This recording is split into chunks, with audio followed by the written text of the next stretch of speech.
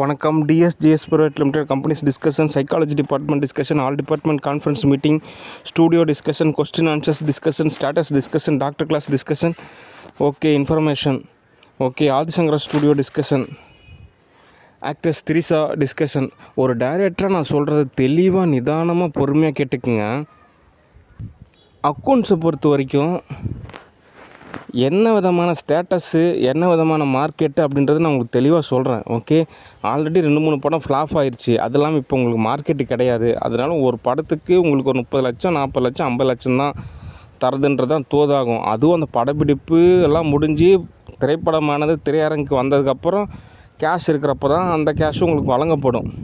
Okay, அதை நீங்கள் சரியாக புரிஞ்சுக்கணும். அடுத்து யதார்த்த ரீதியாக தமிழ்நாட்டை பொறுத்த வரைக்கும் யாருக்கு மார்க்கெட் இருக்குது அப்படின்னா, ஆக்ட்ரஸ் நயன்தாரா அவங்களுக்கு மட்டும்தான் மார்க்கெட் இருக்குது. அவங்களுக்கு மட்டும்தான் கணக்கில் சேலரி வழங்கப்படும். ஓகே, அடுத்து காவியா மாறன் அவங்களுக்கு கூட சேலரிலாம் கிடையாது. ஓகே, ஏதோ செலவுக்கு தான் காசு வழங்கப்படும். ஏன்னா அவங்க என்னுடைய பேராக இருக்காங்க. அது இல்லாமல் அவங்களாம் ரொம்ப பெரிய பணக்காரங்க. இந்த சினிமாவில் நடித்து தான் அந்த காசு சம்பாரித்து தான் அவங்க தேவையெல்லாம் பூர்த்தி பண்ணிக்கணும் அப்படின்றது கிடையாது. ஆனால் பணக்கார பொண்ணு புத்தி மட்டும்பாங்க. ஓகே, அதனால் நான் கோடி கோடியாக சம்பாரித்தாலும், எவ்வளோ மூவி புக் பண்ணாலும், எவ்வளோ விதத்தில் செஞ்சாலும் அவங்களுக்கு புரிய மாட்டேங்குது. நான் ஏதோ ஒரு வேலைக்கு போய் மாத சம்பளம் வாங்கி அதில் கஷ்டப்படணும் அப்படின்ற மாதிரி ஒரு தாட்ஸ் தான் இருக்குது. ஓகே, அதனால் யதார்த்த ரீதியாக ஆக்ட்ரஸ் நயன்தாரா பொறுத்த வரைக்கும் ஓரளவு ஓகே. ஓகே, ஆனால் ஆக்ட்ரஸ் திரிசா அவர்களே, இந்த சோப்பனையும் கூட ஸ்டூடியோவில் நாட் அலோடு. ஏன் அப்படின்னா, நமக்கு லாபத்தை சம்பாதிச்சு தர மாட்டேங்குது. யார் ஒருத்தர் நமக்கு லாபத்தை சம்பாதிச்சு தராங்களோ அப்போ தான் அக்கௌண்ட்ஸ் அப்படின்றது தோதாகும். உணர்வு, விருப்பு, வெறுப்பு, நல்லவங்க, கெட்டவங்க, அவங்க அதெல்லாம் அடுத்த பட்சம். முதலாவது நமக்கு அக்கௌண்ட்ஸ் அப்படின்றது தோதாகணும். இந்த சோப்பனாங்கியால் நமக்கு நஷ்டம் ஏற்படுது. அதனால தான் நம்ம சரி ஓகே தோதாகாதுங்க அப்படின்னு நம்ம சொல்கிறோம். ஓகே, அப்பப்போ கூட ஏதாவது ஒரு ஸ்டூடியோ அப்படின்றது ஒரு நிலையில் ஓரளவு கேஷ் கொடுக்குறாங்க. ஆனால் அதை கூட அந்த கேஷ் கூட வாங்கிட்டு திரும்ப பட்டர்ஃப்ளை அட்டாக் தான் செய்வாங்க. அதெல்லாம் மனநலை பிறழ்வு. மென்டல் ஹாஸ்பிட்டல் தான் அனுப்பணும். அதுக்கு தான் ஒரு 10 கோடி ரூபா செலவானான்னு சொல்லி ஏற்பாடு பண்ணியாச்சு. அதன்படி தான் எல்லாமே இனிமேல் தோதாகும். ஓகே, அடுத்து ஏட்டு சுரக்காய் கறிக்கு உதவாதும்பாங்க. அதனால் சில ஆக்ட்ரஸ் எல்லாம் யதார்த்த ரீதியாக திருமணம் செஞ்சுக்கிட்டே வாழ்கிறதுன்றது தோதாகாது. ஓகே, ஏன்னா அப்படின்னா நீங்கள் ஒரு பேப்பரில் போய் சுரக்கான்னு எழுதிட்டீங்க, அதை சமைச்சு சாப்பிட்றதுன்றது சரி கிடையாது. நிஜத்தில் ஒரு சுரக்காய் வாங்கிட்டு வந்து தான் சமைச்சு சாப்பிட முடியும். அதனால தான் ரியாலிட்டியான ஒரு லைஃப் ஸ்டைலுக்கு அவங்க கன்வெர்ட் ஆக மாட்டாங்க. அப்படின்னா அதுலேயும் ஒரு அரமெண்டல் மாதிரி இருக்காங்க. அதாவது சினிமா பைத்தியங்க நிறைய பேர் இருக்காங்க. ஓகே, அது அந்த நிலை அப்படியானது மாறிடுது. ஓகே, ஒரு டைரக்டராக நம்ம சொல்ல வேண்டியதோட கடமை. ஓகே, அதனால் ஆக்ட்ரஸ் திரிசா அவங்கள பொறுத்த வரைக்கும் இன்னுமே அவங்க அதே மார்க்கெட்டில் இருக்கிறத நினச்சிட்ருக்காங்க. அப்படிலாம் கிடையாது. ஓகே, அடுத்து யதார்த்த ரீதியாக நேற்றுலேருந்து என்னை ஓரளவு துன்புறுத்திட்டு இருக்காங்க. அதே சமயத்தில் ஓரளவு எல்லாம் செஞ்சு கொடுக்குறாங்க. ஆனால் அது தோதாகாது. ஓகே, ஏட்டு சுரக்காய் கறிக்கு உதவாது அப்படின்ற மாதிரி தான். உங்களை திருமணம் செஞ்சுக்கிறதுனால எனக்கு கௌரவம், எனக்கு அப்படியே இப்படி செக் வச்சுருக்கீங்க, 1 ட்ரில்லியன் அளவுக்கு செக்கு. நான் மட்டும் உங்களுக்கு நிவரேஜ் பண்ணிட்டேன்னா உங்கள் சொத்து பற்றி எல்லாம் சேர்த்துனா கூட இல்லைங்காமல் எப்படியும் ஒரு 15,000 கோடி எனக்கு கிடைக்கும் அப்படின்ற மாதிரி இருந்தால் பரவாயில்ல. அப்படிலாம் ஒன்றுமே கிடையாது. ஓகே, அதனால் இந்த வரட்டு கௌரவத்தால் ஒரு பிரோஜனமும் கிடையாது. ஓகே, அடுத்து இப்போவே உங்களுக்கு 42 வயசு. இதுக்கப்புறம் உங்கள் குழந்த பிறந்துச்சுன்னா அதுக்கு 20 வயசு ஆகிறப்போ உங்களுக்கு அம்மான்னு கூப்பிட்றது பதில் பாட்டின்னு தான் கூப்பிடும். அவனுக்கு 30 வயசு ஆகிறப்போ உங்களுக்கு 70 வயசு ஆகிரும். அதுக்கப்புறம் மேரேஜு, ஃபங்க்ஷனு, பத்திரிக்கை வைக்கணும், போகணும், வரணும். இதுக்கெல்லாம் உங்களுக்கு தோதாகுமா? அதாவது வாழ்வியலோட சமநிலையை நீங்கள் புரிஞ்சிக்காமல் தோது பார்த்துட்ருக்குறீங்க. அது எப்படி தோதாகும்? ஓகே, அதனால் என்னெல்லாம் பட்டர்ஃப்ளை அட்டாக் செய்யாதீங்க. ஓகே, ஏன் அப்படின்னு நானாவது ஏதோ ஒரு சில படமாவது உங்களுக்கு புக் பண்ணுறேன், ஏதோ கேஷாவது கொடுக்குறேன். இன்னும் மற்றவங்கெல்லாம் யாருன்னு கூட கண்டுக்க மாட்டேங்கிறாங்க. ஓகே, அவங்களாம் கேஷும் தர மாட்டேங்கிறாங்க. ஏதோ யூடியூப் சேனலில் ஏதோ லைக்ஸ், ஏதோ காசு கிடைச்சா கூட பரவாயில்ல, சல்லி பைசா பிரயோஜனம் கிடையாது. அதனால் நேரில் வாங்க, இல்லைன்னா விலகிக்கிங்க. ஆன்லைன்லேருந்து விலகிக்கிங்க. ஆஃப்லைன் தான் உங்களுக்கு தோதாகும், ஆன்லைன்லாம் தோதாகாது.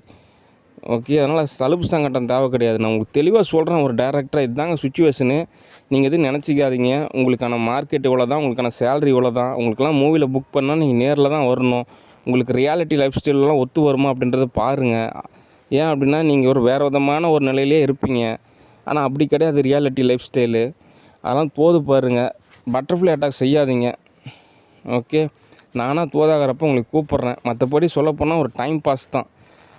ஸ்வாப் வாங்கி நீங்களுமே ஒரு டைம் பாஸ் தான். அது நான் எனக்கு டைம் இருக்கிறப்ப நானே கூப்பிட்றேன். ஆனால் இப்போ இருக்கிற சூழ்நிலையில் எனக்கு இன்னும் பல வருஷத்துக்கு எனக்கு டைம் பாஸ் அப்படின்றது தோதாகாது. ஏன்னா எனக்கு நிறையா வேலை இருக்குது. ஓகே, சரி, நான் உங்களுக்கு அப்புறமேட்டு கூப்பிட்றேன். ஓகே, சரி. அடுத்த தகவல், SBS organics private limited company Salem discussion. அதாவது ஒரு நிறுவனம் இந்த அளவுக்கு தைரியமாக, உண்மையாக, நியாயமாக, பக்குவமாக, ஒரு முன்னேற்றமாக எல்லாம் அமைச்சு கொடுப்பாங்க அப்படின்னா அது உண்மையாலுமே அந்த புண்ணாக்கு மில்லு தான். அருமையாக இருக்காங்க. ஆனால் உண்மையாலுமே எனக்கு பெருமையாக தான் இருக்குது. ஓகே, ஆனாலும் யதார்த்த ரீதியாக என்கிட்ட இந்த மாதிரி ஒரு 10 லட்சமோ ஒரு கோடியோ இல்லை 10 கோடியோ இல்லை 100 கோடியோ இருக்கிறப்ப எனக்கு ஒன்றும் கவலை தெரிவிக்காது.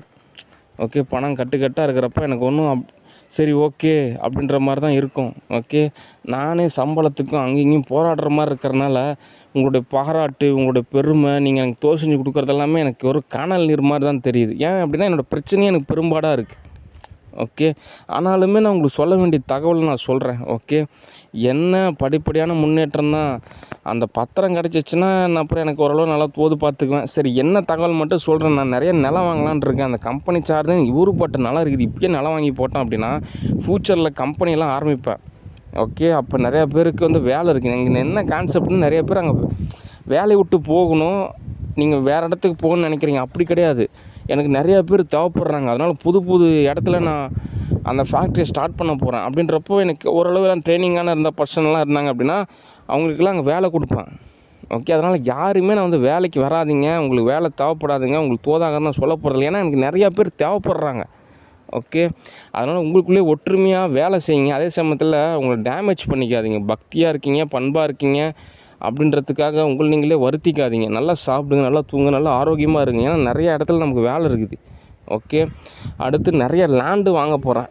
ஓகே, கம்பெனி சார்பாக. ஓகே, அடுத்து இன்னும் ஒரு உளவியல் ரீதியான தகவல் தான். அந்த ஃபீல்டு செக்யூரிட்டி சர்வீஸுக்கு நீங்கள் ஒரு 15,000 காசு கொடுத்தீங்க அப்படின்னா 3,000 அவங்க எடுத்துகிட்டு 12,000 எனக்கு கொடுப்பாங்க. நானும் அங்கே ரெகுலராக வேலை செய்யலாம். அதெல்லாம் நீங்கள் தான் வாய் திறந்து பேசணும். யாரோ ஒருத்தர் பேசுவாங்கன்னா எப்படி பேசுவாங்க? ஓனர் தான் ஏதாவது முடிவு எடுக்கணும்.